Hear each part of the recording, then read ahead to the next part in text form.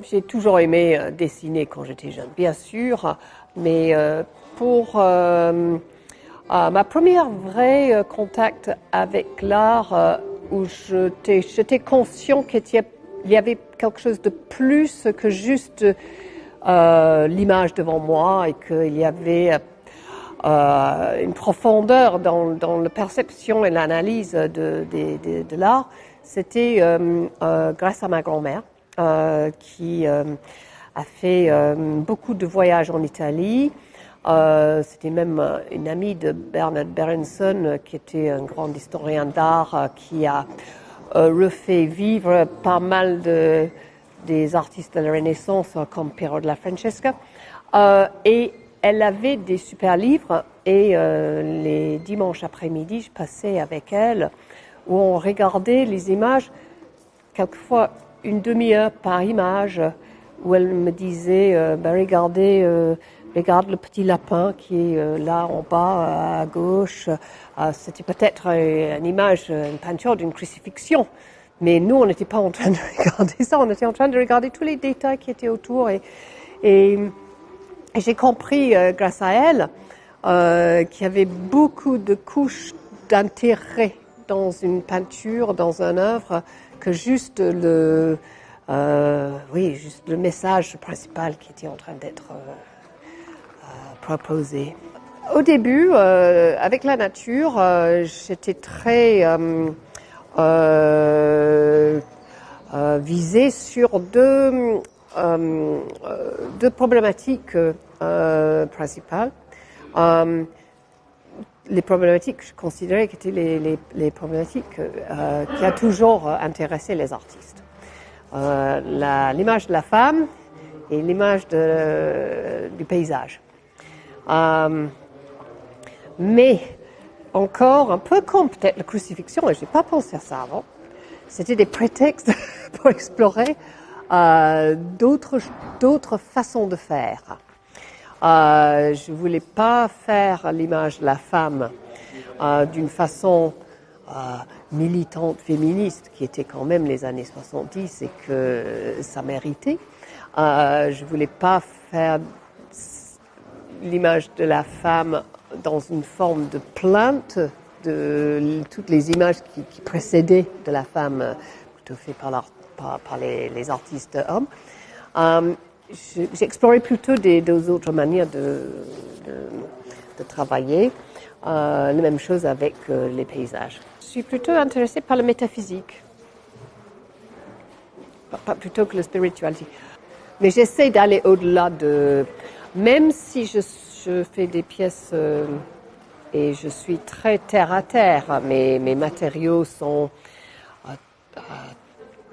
très faciles à comprendre. Je suis pas difficile au niveau de je fais pas vraiment des choses abstraites. C'est-à-dire qu'il n'y a pas une question d'interprétation. Ce que vous voyez, il n'y a pas, sur le premier instant, beaucoup à cacher. Mais il y a une tentative d'aller bien au-delà avec comme j'ai dit, la manipulation des matériaux, la manière que c'est pensé, les références que ça rappelle. Pour moi, l'art, de toute façon, c'est une énorme conversation, et on ne fait pas de l'art sans être en permanent dialogue avec les artistes qui nous précèdent. L'industrie encore, c'est une grande question. L'industrie comme la nature. Quelle est l'importance de la nature? Quelle est l'importance de l'industrie dans mon travail? Je ne peux pas répondre à ça.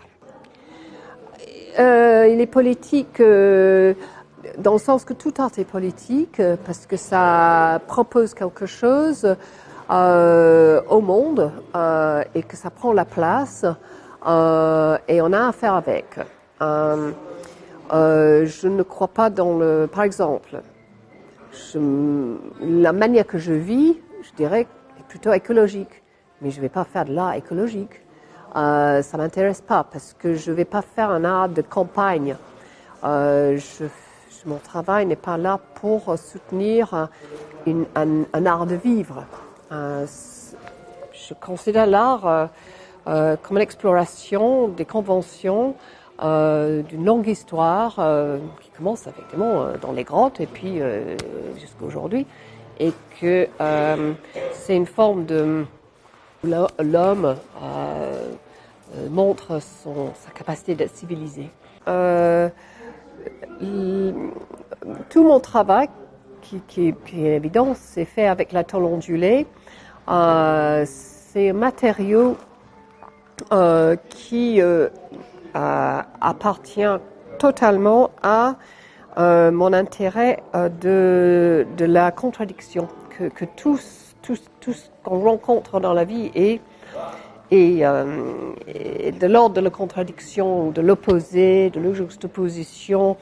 Donc, dans le matériau même, il y a la métaphore de l'opposition, la contradiction. C'est un matériau de bâtiment temporaire. Par contre, dans son ondulation, ça représente le mouvement de l'infini. C'est son côté face, recto, c'est l'inverse. Comme j'ai dit, c'est un peu le Coca-Cola pour moi de la construction, l'industrie de la construction, mais c'est profondément abstrait.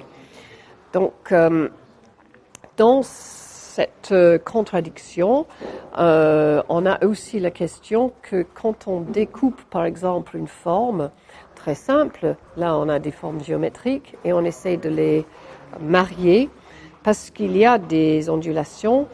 Un cercle ne peut pas se retrouver si c'est horizontal. Dans le vertical, il y a des trous.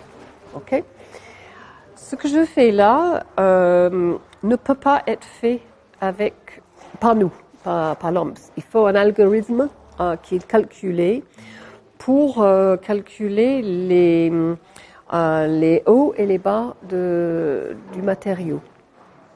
C'est découpé avec un jet d'eau pour avoir l'exacte forme, et la forme d'un croix, d'un X, d'un carré, un cercle, diamant et une étoile sont coupés dans la plaque et puis tournés.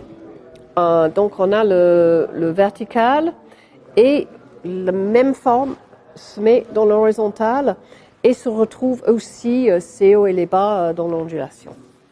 Là, impossible. C'est aussi une pièce qui rappelle le travail d'un artiste qui s'appelle Sol LeWitt. Et Sol LeWitt a fait une série de wall drawings où il travaille beaucoup sur la verticalité et l'horizontalité dans ses dessins de formes géométriques.